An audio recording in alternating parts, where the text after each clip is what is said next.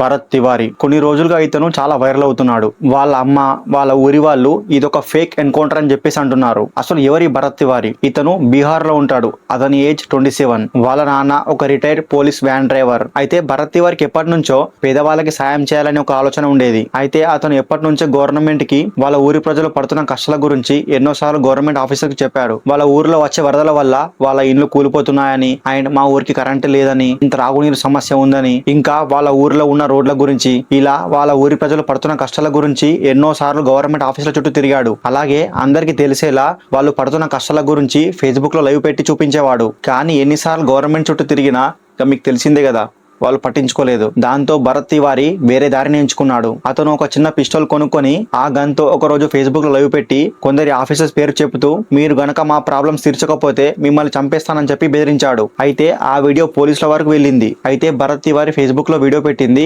June 15th రోజు. ఈ video పోలీసుల వరకు వెళ్లేసరికి వాళ్ళు భరత్ తివారీకి కౌన్సిలింగ్ ఇద్దామని జూన్ 16th కి భరత్ తివారీ ఇంటికి వచ్చారు. కానీ భరత్ తివారీ అతన్ని అరెస్ట్ చేయడానికి వచ్చారేమో అనుకుని వాళ్ళని అదే గన్ తో భయపెట్టి వాళ్ళని వెనక్కి పంపించేశాడు. ఆయన భరత్ తివారీ ఈ పోలీసులని భయపెట్టి వెనక్కి పంపించేసిన వీడియోని కూడా షూట్ చేసి ఆ వీడియోని కూడా ఫేస్బుక్ లో పెట్టాడు. ఏమని అంటే, చూడండి పోలీసులను కూడా నేను భయపెట్టి వెనక్కి పంపించేశానని చెప్పి. కానీ భరత్ తివారీ అనుకున్నట్టు వాళ్ళు వెనక్కి వెళ్లిపోలేదు. ఆ వీడియో పోలీసులు చూసి పోలీసులు అతన్ని ఎప్పటికప్పుడు అబ్జర్వ్ చేస్తూనే ఉన్నారు. అలా జూన్ 17 రోజు భరత్ తివారీ ఒంటరిగా బయటికి వెళ్తున్నప్పుడు పోలీసులు అతనికి తెలియకుండా సీక్రెట్ గా ఫాలో అయ్యారు. అలా ఫాలో అయ్యి ఎవ్వరు లేని చోట ఒక పొలాల మధ్య అతన్ని బ్లాక్ చేశారు. అప్పుడు పోలీసులు భరత్ తివారీ నువ్వు ఆ గన్ పడై, నిన్ను మేము ఏం చెయ్యము అని చాలా సేపు సది చెప్పేసరికి భరత్ తివారీ వాళ్ళ మాటలు నమ్మి అతని దగ్గర ఉన్న గన్ని వాళ్ళ వైపు విసిరేశాడు. ఆ తర్వాత అతని జీబ్ లో ఎక్కించుకొని ఎవ్వరు లేని చోటుకి తీసుకెళ్లారు. అయితే మనకు వీడియోతో ప్రూఫ్ ఉన్నది ఇక్కడి వరకే. ఇక్కడ నుంచి పోలీసులు చెప్పేది ఏంటంటే, మేము అతన్ని తీసుకెళ్లేటప్పుడు అతను మాపై గన్ తో ఫైరింగ్ చేశాడు. సో మా సెల్ఫ్ డిఫెన్స్ కోసం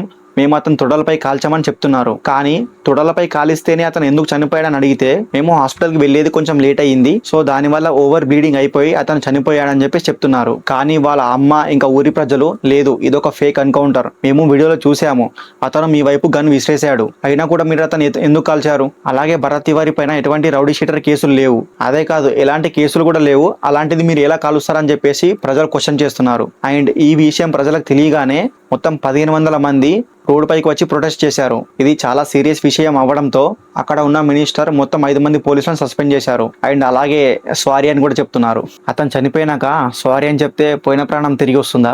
అయితే భరత్ తివారీ చనిపోక ముందు అంటే జూన్ 16th రోజే ఫేస్బుక్ లో ఒక వీడియో పెట్టాడు. నన్ను ఖచ్చితంగా పోలీసులు ఎన్కౌంటర్ చేయడానికి ట్రై చేస్తున్నారు, సో ఒకవేళ నేను చనిపోతే నా ఆర్గాన్స్ అన్ని వేరే వాళ్ళు డొనేట్ చేసేయండి, అండ్ అలాగే నా ఫోన్ ఓన్లీ నా తల్లికి చెందాలని చెప్పేసి ఆ వీడియోలో చెప్పాడు. ఎందుకంటే చాలా మంది గవర్నమెంట్ ఆఫీసర్ సంబంధించిన వీడియో ప్రూఫ్స్ ఉన్నాయంట. కానీ ఇప్పటికీ ఆ ఫోన్ ఏమైందో ఇంకా ఎవరికి తెలియదు. అండ్ ఆ తర్వాత భరత్ తివారీ చనిపోయాడని తెలిసాక చుట్టుపక్కల ఊర్ల నుంచి మొత్తం 50,000 మంది వరకు అతని అంత్యక్రియలు చేయడానికి వచ్చారు. సో మీరు చెప్పండి, భరత్ తివారీ చేసింది తప్ప రైటా? అండ్ అలాగే ఇటువంటి వీడియోస్ కోసం వీడియోని లైక్ చేసి సబ్స్క్రైబ్ చేసుకోండి.